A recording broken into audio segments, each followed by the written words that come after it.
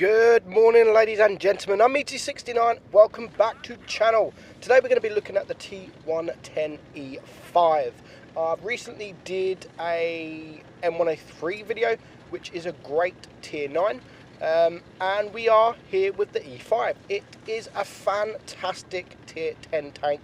Great mobility, great DPM, it's nice armour. It's a really all-round good tank. Nice gun depression. If you can get yourself into certain positions using the gun depression and the ridgeline, your turret is really, really strong. It didn't used to once be like that. It once had a great big hatch on top that was easily pinnable, especially with HE. There are some people like Amunet, who this is one of her favourite tanks, used to love that hatch because it was different. It made people aim for that hatch. So if you are hold down and you're wiggling backwards, forwards, sidewards, it can make for a hard penetration. So it just made it different, and removing that hatch now makes it play a lot like other tier 10 heavy tanks. But I love this. I love the tank. I love it without the hatch. I mean, 8.4 seconds reload with the gun depression. It makes it amazing tank. And this map, Falls Creek, is great. This is why I decided to push the middle here, because I can actually use my gun depression, and all that is going to be seen is my turret. As you're going to see here now, 2 bounces, one from the IS-7 and one from the Object 704. And now we was about to push forward, but then I spot the mediums coming from behind. And for me, they are the most dangerous targets. They're the ones that need to be cleared. So as I'm aiming for the STB, I shoot the Leopard 1, and then I keep going on towards the STB to get him gone, as he is the lower hit points. Now, very troll here, we leave him on 1 HP, but not to worry, 1 HP, we get another bounce there, and we could just love tap him to take the kill. And now, unfortunately, I didn't manage to keep my IS-7 alive. We do aim for the Object 704 then, but then the IS-7 on the enemy team decides to go across. Right at the moment I was aiming, so thank you very much, I will take that kill. And now I can get a track shot in on the Object 704. Our Leopard takes off the enemy Leopard, and it now leaves a 3-on-3. But I'm full hit points. This is going to be absolutely easy. I need to stay clear of the Death Star for now, and you can just see these kind of positions. There is no way that Object 704 is penetrating my turret from that angle. We get a nice 500 roll into him, and it now just leaves the Death Star and the Waffle, who has literally just wrecked. So we are now going to go and focus the Death Star. He's got more HP. He is not looking at me either, so we can get a bit of free damage into his rear. So we're now up to 4k damage. We just want to go right up to the Death Star, face hugging, because this tank here is a little bitch now when it is face hugging. And you can just see he's going to hesh me, but he's going to pretty much do only 500 damage, and he does a little bit of damage to himself, and we can take him out for our 4th kill. Unfortunately, we don't manage to get the 5th kill. The Leopard 1 gets actually a nice nice shot there. As soon as he's spotted, he shoots and takes him out with that amazing Leopard 1 accuracy. But 4.8k damage, not bad. First class, top gun, high caliber, 1345 XP. So it is a bit tougher to ace than some other tier 10 heavies, but it's a nice tank, and it's definitely up there with the best tier 10 heavies. Up there with the FV215B, Chieftain, DPM wise as well with the 113. Now we're going to watch Victor, and it is exactly the same map, exactly the same spawn, but he's going to play it a little bit better than I did, or he's going to actually do more damage than I did. So he's pushing to the exact same position. I mean, everyone pushes this position.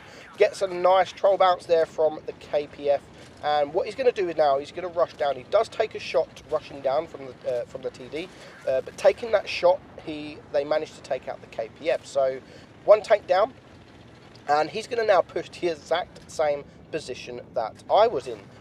Because it's just an amazing. If you can get this tank into these kind of positions, I mean, you've not just on this map, of course, you've got dead rail. If you can push the middle, use the gun depression, it really is a dangerous tank and an annoying tank to deal with, because it's just so troll. The hole on this thing is is quite weak. You can easily be penetrated, and of course it's an American tank, so you can be penetrated from the rear with HE, no problem at all, by any medium, any tank in tier 10 and tier 9. So make sure tanks don't get behind you. But with the mobility of this tank, you can easily turn around very, very quickly. The traverse is quite good on this tank. So everything about this tank is really a good tank, and it makes for one of the perfect heavies. So if you haven't got this tank, it really is worth going down the line for. And it's not a bad line, to be honest. The T29, and then you've got the M103. It's not a bad line at all. He takes a shot. He does take out the Jag Tiger, but he does now take a shot from the Waffle. So this is where it gets a bit interesting. So he's only on 800 HP. The Waffle is full hit points. He needs a couple of bounces. He has to get a couple of bounces. He gets one, but he messes up that HE shot and only does 100 damage. But now he is doing what he should be doing. He's going to go and face hug this Waffle. 581 HE there now. He's going to face hug it, and he's going to make the Waffles a bit of a nightmare. And face hugging, unlucky miss there. Face hugging an E5, it really is a tough tank to come against when you are face hugging. But he's now going to use the AP. He's had enough, I think, of the HE being troll. He does get one shot into him. Again, the Waffle misses, and now the Waffle has pretty much gave up. There is nothing else the Waffle can do. So he's going to reload. He's just going to use the HE to clear him. So it now is a 3-on-1. Now the back chat pretty much hasn't been seen all battle, so they think that he's AFK. These two on his team are pretty much bots. They are really bad. But so far he's blocked 2,300 damage. He's got 4 kills, and there is still a back chat to go. And the back chat is in fact full hit points. So there is quite a bit of damage left for him if he can get there in time without his other two players who are both in a platoon and who are both useless. If he can get there in time, he can farm a little bit of damage. But he has to still be careful, because if the back chat is an okayish player, he can actually clip him out. He's only on 800 hit points. The back chat could do 300 per shot, so he can be clipped out. So there's the back chat. He gets one shot into the rear, and the back chat decides to back up to see if he can get the shot in. And he realises, well, I think he realises he can't, but I don't know what he's doing here. He actually shoots. I don't know if he's unspotted again, but I have no clue what he was doing when he shot there. So now Victor's going to go and chase him. The two VKs are, one of the VKs is coming to help him this way, and he's still not spotted. So I don't know if he's gone around. Nope, there he is. Hasn't quite crossed the bridge. And luckily for Victor, the back chat is not going to cross the bridge. He's going to back up instead, which is perfect for Victor. So he's going to get one shot there. The back chat, he's going to get close to the back chat. He's going to try and get those bounces. He's going to angle up, and really there's not much the back chat can do. There's one bounce. He's going to get one more shot on the back chat. Unfortunately, the VK does clear him, which was the only damage the VK did. 6.2k damage. He makes a little bit of credits, 9,000, 1,574 base XP. Very nice battle. Thank you, Victor, for sending me that in. But next up, we have Kaki Sioglu. So we're just going to call him Kaki. And he's on Normandy, and he's going to have one of the games of his life. He does get lucky.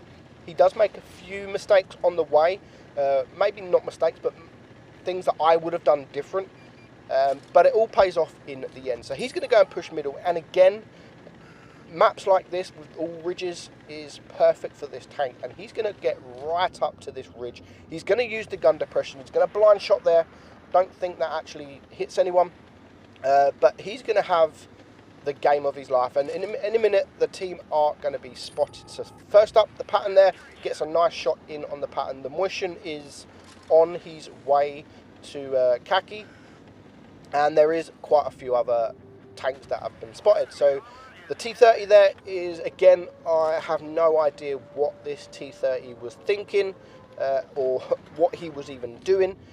Kaki now gets two shots in him. The T30 misses his shot, but here comes the Motion, and the Motion makes a vital error. Just because Kaki shoots him, he is now on his way. He thinks Kaki is on a reload. He is on a reload, but he can reload a lot quicker than the Motion. And on the way, the Motion just gets absolutely deleted. So Kaki now can focus on the T30, who is still in the same position, not moving, and missing all of his shots. And he gets taken out very quickly.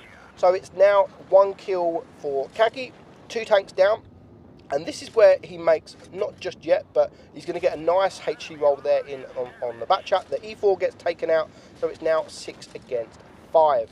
So he's going to get another nice shot there on the back chat, 371. He decides to use the AP instead of HE.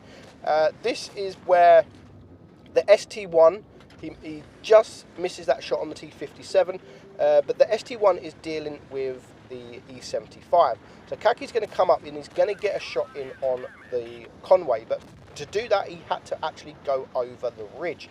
Now when he needs the hit points, there was no need really to take that damage from the Conway. He could have gone for the ST, who, if he would have gone for the ST, he had protection from the other tanks. So he got shot when he didn't really needed to be shot. But what I think he's doing now, so he's going to get a shot in on the ST. It's now 4 against 4. The ST's a 1 shot, so I'm thinking, why don't you go round and take the ST out? But instead he decides to try and go for the Conway. I think maybe he could be doing it DPM wise. The Conway has got much better DPM than the ST. And it's now a 2 on 4. He gets a nice clutch bounce there from the ST. And now again he's going to poke up and he's going to take out the Conway. So I think he was doing it because he was taking out the most dangerous tanks first. And the ST1, to be honest, isn't too dangerous in the wrong hands. So he misses that shot, but it is now a 1 versus 3. He has a pattern chasing him. He has a T57 who can clip him out with 1 clip.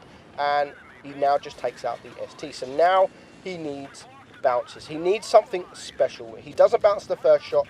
He bounces the second shot. Somehow he is going to bounce the rear of the from the pattern. And now he needs to, I think the T57 is actually on a reload. Nope, there he is. Yes, he is on a reload, sorry. But he gets the shot in on the pattern, which is the right thing to do. He's face hugging the T57 heavy. He's face hugging him, so there's not much the T57 heavy can do. He takes out the pattern, so it's now just him and the T57. He needs to get close. He bounces the first shot. As long as he can bounce this shot and the T57 misses, perfect. He can't clear him now unless he mega high rolled. But now the T57 heavy is on a long reload, and he is just 1 shot away from an amazing battle. And there we go, 5 kills, 7,700 damage. He blocks 2,100 damage. Very well played. So that is the E5, guys. One of the best heavies in the game, along with the FE215B and the Chieftain. Definitely worth grinding, definitely worth getting. I hope you enjoyed the video. I'm Meadsy69, and I'll catch you soon.